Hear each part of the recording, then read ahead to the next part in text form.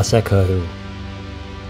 As ek huil in die nag, soos Jesus in Getsemane se wag, voel ek skemer alleen. Dan soek ek endogeen na U, o Heer, vir troos. Maar soos Petrus voel ek troueloos, want ook ek het U verloon. Skaam en onverskoon soek ek 'n skouer waar ek kan huil, 'n veilige ruimte om te skuil. O God, ek huil soos Petrus ongesis, my siel gevul met onrus omdat ek alleen voel in die nag, skaam en alleen sit in die dag, en ek troosteloos wegkruip soos Petrus deur die donker strate sluip.